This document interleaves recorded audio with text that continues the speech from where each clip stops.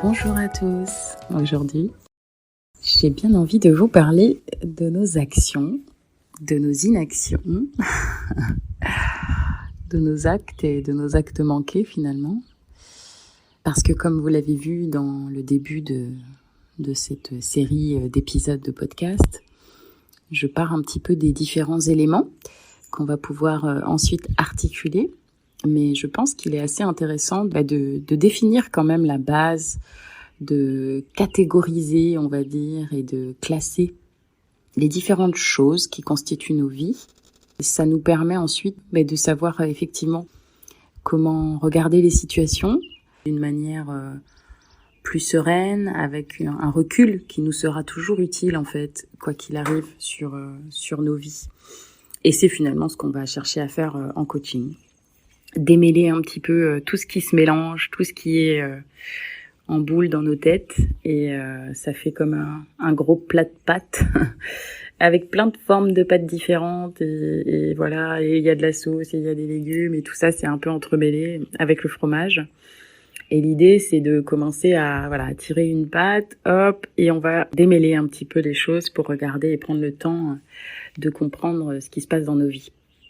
Alors aujourd'hui, on ouvre le chapitre des actions et de nos inactions. Alors, assez intuitivement, comme j'ai commencé par les circonstances, par nos pensées et ce qu'on a dans notre tête, comme on a des émotions, donc, qu'on a rapidement vu lors du précédent épisode et sur lesquelles on reviendra, eh bien, nous avons aussi les choses que nous faisons et les choses que nous ne faisons pas, donc nos comportements, nos attitudes, nos réactions, en fait, à notre environnement. C'est des choses à apprendre à regarder. Alors, nos comportements, la manière qu'on va avoir de réagir, typiquement, dans le monde, dépend de ce qu'on pense du monde, donc de notre analyse du monde. Donc, évidemment, tout ça, ça dépend de notre histoire, d'où on vient, de notre culture, de nos conditionnements, de ce qu'on nous a appris, de nos croyances bien ancrées. Ça, c'est sur le plan du mental et de notre tête. Et puis, nous ressentons le monde. Nous avons un environnement, une température extérieure. D'ailleurs, aujourd'hui, j'enregistre en extérieur et je m'excuse d'avance si il y a des bruits de vent ou des bruits de moteurs qui viennent un petit peu parasiter. Bref, nous avons un environnement autour de nous et notre corps et notre tête évidemment, mais qui passe pas par le processus de la cognition, de la réflexion, mais qui passe par un système, on va dire, un peu plus instinctif, un petit peu plus basique.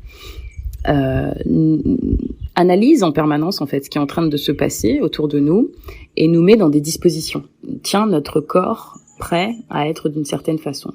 Donc notre façon de comprendre, d'analyser le monde d'un point de vue cognition et notre façon de percevoir le monde avec nos sens, avec notre cerveau on va dire plus primitif, tout en ayant cette conscience de notre intérieur, c'est-à-dire qu'on a aussi en permanence dans notre cerveau un système d'interoception, donc on interroge l'intérieur de notre corps et on cherche en permanence à savoir dans quel état on est. Et nous avons énormément de facteurs, de paramètres que nous prenons en compte à l'intérieur de nous et à l'extérieur de nous et qui met notre corps dans certaines dispositions. Et voilà. Et donc ça c'est les sources qui vont créer donc nos émotions. Nos émotions, notre état émotionnel va être très dépendant de justement cette perception qu'on a du monde, de cette analyse qu'on a du monde. Et nous allons nous sentir d'une certaine façon. Comme je l'expliquais, nos émotions sont toujours là. Notre corps est en permanence en train de ressentir des choses d'un point de vue émotionnel, même si nous n'arrivons pas nécessairement à le nommer et à nous en rendre compte. Et c'est extrêmement important de se rendre compte que nous sommes dans un certain état émotionnel parce que c'est quelque chose qui est là, qui est latent et qui va teinter toute la manière qu'on va avoir d'agir. Donc, prendre conscience de nos émotions, c'est prendre conscience de pourquoi nous agissons d'une certaine façon ou pourquoi nous n'agissons pas, d'ailleurs, d'une certaine façon. il faut avoir conscience que un même geste, une même action, quelque chose qu'on fait, on peut le faire de différentes façons. Et on le sent bien qu'en fonction de notre état émotionnel, notre manière d'agir, même si techniquement on est en train de faire à manger dans les deux cas, on est en train de préparer un petit repas et couper les légumes et préparer notre repas, notre état émotionnel teinte, donne le fuel, en fait, le carburant, le type de carburant qu'on va mettre pour mener cette action. Et ma maman me disait toujours qu'il faut faire les choses avec bonne volonté, sinon ça marche pas. Et je pense que c'est ça qu'elle me disait. Avec ces mots à elle. C'est fais attention à l'état émotionnel dans lequel tu es, parce que si t'es pas dans le bon état, les choses elles vont coincer. Et effectivement, quand on est là, en train de ruminer et s'agacer parce qu'on a quelque chose qui nous énerve et qu'on est en train de couper les petits légumes, c'est comme ça que déjà on peut se couper. Ou alors on va avoir tendance à parler sur un certain ton. Et ça va pas être la même chose que quand on est là, en train d'apprécier la couleur, la texture, la forme, apprécier notre environnement de cuisine. On est tout détendu, on est content de faire à manger. C'est pas pareil, en fait. On va pas le faire avec la même rapidité, avec la même intention, avec la même envie. Et tout ça, ça va teinter nos actes. Et puis, nous vivons en société, donc il se trouve que les autres nous voient. Et les autres, ils perçoivent très très bien. Je pense que d'ailleurs, je sais pas pourquoi j'ai l'idée aussi, maîtres et maîtresses d'école, ils sont là pour donner une leçon, ils viennent et ils sont là pour donner leur leçon. Dans les deux cas, ils peuvent donner une leçon.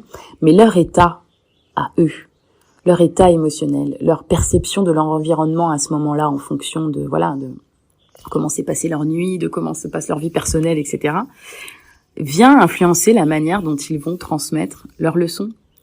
Et donc, interrogez-vous de quand j'agis, on fait souvent les choses très mécaniquement. On réfléchit très très peu à la manière qu'on va avoir de faire. Et on va souvent, si on n'a pas trop envie de regarder en face, se dire non mais c'est bon, j'ai fait le truc, ça va quoi. Mais on vit en société et on a l'habitude de se côtoyer les uns les autres. Et on se sent. Et moi je pense que les êtres humains, ils ont un radar. Ça passe par des choses assez subtiles, peut-être des micro-éléments au niveau des micro-expressions, de tous ces petits gestes qui témoignent, peut-être du ton qu'on emploie pour faire les choses, mais on se sent en fait les uns les autres. Et donc, quand on agit, eh bien, il faut prendre conscience de qu'est-ce qu'il y avait en amont de cette action. Parce que parfois, on comprend pas très bien pourquoi ça marche pas, ou on se dédouane un peu d'avoir fait les choses, mais il suffit pas de faire les choses. Il faut les faire avec au moins la conscience de ce qu'on est en train d'emmener avec nous. Alors, prendre conscience que nos actes sont dictés par nos émotions, c'est déjà une étape assez importante. Donc, j'espère que ça éveille toujours plus ton envie de te poser toi-même la question de comment tu te sens quand tu fais les choses.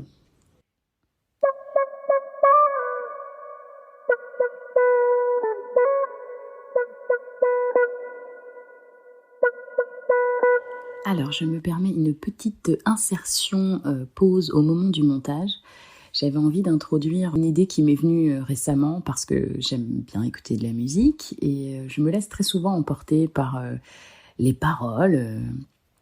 Et ça peut initier chez moi une pensée et un début de développement et d'idées de podcasts ou de thèmes ou de choses à aborder.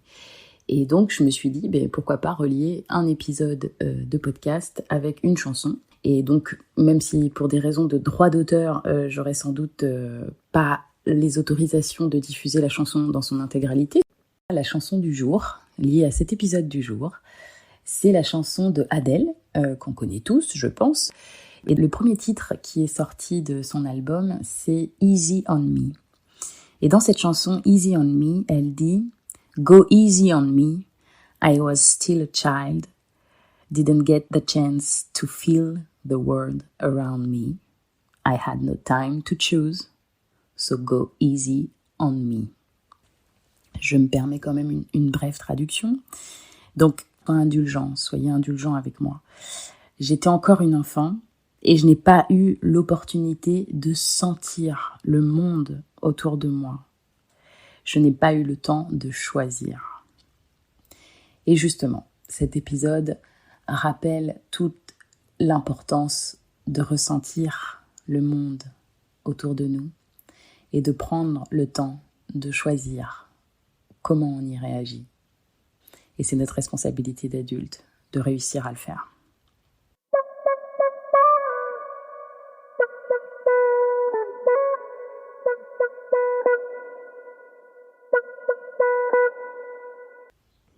Et nos actions et nos comportements, c'est ce qu'on fait et ce qu'on ne fait pas. Et donc, on va avoir tendance à agir, en fait, la traduction finalement de nos émotions, ça va être nos actes. Vu que nos actes vont être dictés par nos émotions, parfois on va s'étonner de ne pas voir quelqu'un réagir. On va avoir des silences qui vont nous être opposés, on va avoir des gens qui n'appellent pas, qui ne parlent pas. Il y a plein de choses que nous ne faisons pas. Et c'est toujours le reflet de notre vie finalement intérieure. C'est toujours le reflet de nos pensées, de nos émotions. Donc c'est extrêmement important quand on regarde des actes, parce qu'on a tendance à s'arrêter à l'acte et à se dire, bon, moi, il a fait ça, du coup, c'est quelqu'un comme ci, c'est quelqu'un comme ça. On aime bien ranger dans des cases et des étiquettes. Et on oublie d'aller voir un petit peu plus loin aussi quand on regarde chez les autres. Et j'avais envie de rappeler cette chose qui est quand même extrêmement importante. Nous ne sommes pas ce que nous faisons. Ce que je veux dire par là, évidemment, c'est que nous ne sommes pas définis par ce que nous faisons. Et on a une très grande tendance à s'identifier à nos actes. Alors, ça peut être un acte qu'on a fait une fois, un acte qui a eu des conséquences pas très positives sur quelqu'un, et on va culpabiliser d'avoir fait ça. Les autres vont nous aider parfois à culpabiliser d'avoir fait certaines choses, et ils vont vachement nous limiter, nous définir par ça. Et je t'invite à faire attention à ça, même quand tu regardes les autres. Pourquoi tu voudrais que la personne elle soit limitée à ce qu'elle a fait à un temps T, parce qu'elle avait tel âge, parce qu'elle était dans telle disposition, parce qu'elle était de telle humeur, parce qu'elle allait bien, parce qu'elle allait pas bien, peu importe. On va avoir cette tendance à définir aussi les autres par leurs actes. Donc attention à cet écueil. J'avais aussi envie de vous amener ce point, puisque comme je l'expliquais dans l'épisode sur les circonstances ne sont pas sous notre contrôle, ce n'est pas quelque chose que nous choisissons. Nos circonstances arrivent, ce sont les choses qui arrivent dans notre monde, mais nos pensées, ça nous appartient. Nos émotions nous appartiennent, parce qu'elles sont dépendantes de nous. Nos actions également. Et nous sommes 100% responsables de nos actions. Donc, comme on dit, responsable n'est pas coupable, hein. Donc, quand on fait quelque chose qui a des conséquences dans le monde, qui vont avoir des répercussions, on répond de nos actes, par exemple, en justice, c'est nous qui répondons de nos actes. On n'emmène pas sur le banc des accusés tous les gens qui... parce qu'on va avoir cette tendance-là à opposer notre manière d'avoir réagi, notre manière d'avoir agi, à ce qui nous est arrivé. La chose est arrivée, et si j'ai mis une gifle, c'est parce qu'elle m'a mal parlé. Alors non, en fait. Tu es responsable de la gifle que tu mets. Tu es 100% responsable de la gifle que tu mets. Si on te met devant la justice, on va prendre connaissance de ton environnement, de tes circonstances. On va dire, ok, voilà.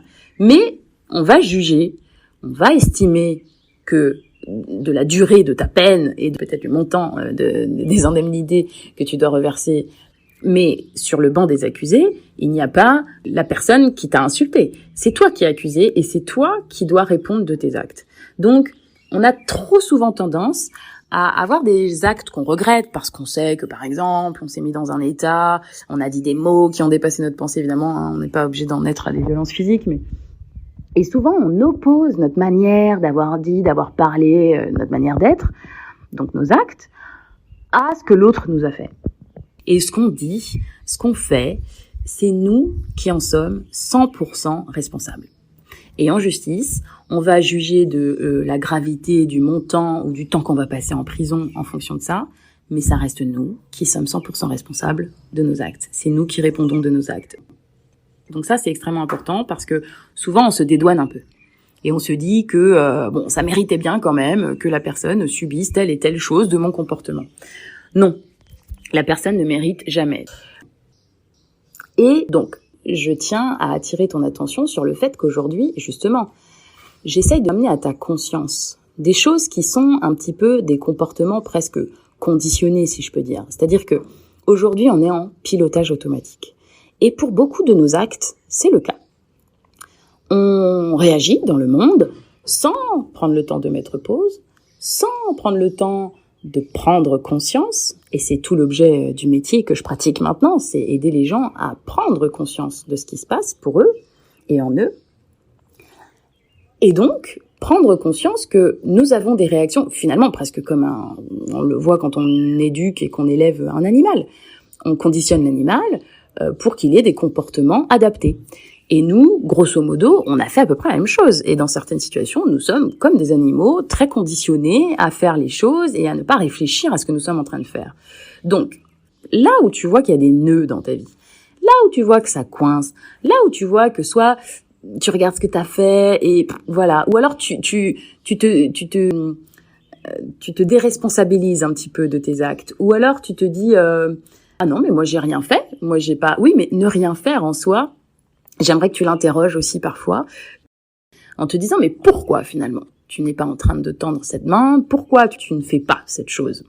Donc sois conscient, amène de la conscience sur les éléments de vie évidemment qui coincent ou qui te posent problème aujourd'hui. Il ne s'agit pas de décrypter tout ce que tu fais, quoique. Et donc, c'est pas inutile de se dire tiens, mais quand je fais ça, comment je me sens en fait? Comment je me suis sentie en amont qui a fait que j'ai fait ça? Il y a une vraie différence dans nos manières d'agir dans le monde. Comme j'ai dit, même si c'est une même activité n'est pas menée de la même façon. Et nous avons des êtres humains en face de nous qui ressentent toutes ces choses-là.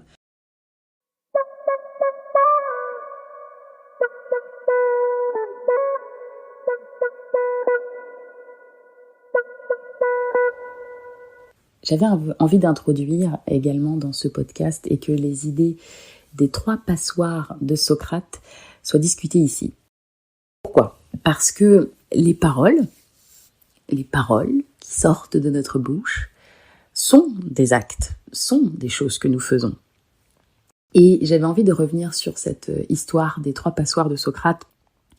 En fait, c'est un ami de Socrate qui vient pour lui colporter une nouvelle et dit « J'ai quelque chose à te dire ». Alors Socrate décide de lui dire « Mais attends, est-ce que tu as passé le test des 3 passoires avant de me dire ce que tu as à me dire ?» C'est un peu, au lieu de tourner cette fois sa langue dans sa bouche, c'est passer les 3 passoires avant de parler. Alors l'ami interloqué le regarde, non, je n'ai pas fait une telle chose. Alors Socrate dit très bien. Avant de me parler, dis-moi, est-ce que ça passe la première passoire, à savoir, est-ce que ce que tu vas me dire est vrai? C'est la passoire de la vérité. Alors l'ami le regarde et lui dit je sais pas, enfin je suis pas allé vérifier, moi j'ai entendu parce qu'un tel m'a dit que, bon, très bien. Socrate l'arrête, lui dit très bien. Donc ça passe pas le premier filtre. Deuxième filtre, est-ce que ce que tu vas me dire est bienveillant ou est-ce que c'est malveillant? Donc c'est la passoire de la bonté. L'ami est là, non, c'est pas du tout bienveillant ce que j'allais te dire ici. Très bien, donc Socrate dit, tu allais me dire donc quelque chose dont tu n'es pas sûr que ce soit vrai et qui en plus est plutôt malveillant, qui n'est pas là pour rajouter de la bonté dans ce monde. Bon. Alors troisième filtre, troisième passoire. Est-ce que ce que tu vas me dire va m'être utile? Est-ce que ça va m'apporter quelque chose? Et là, l'ami le regarde et lui dit « Non, je ne suis pas sûre que ce te soit d'une quelconque utilité. » Très bien. Si c'est ni vrai, ni bon et ni utile, pourquoi venir me parler?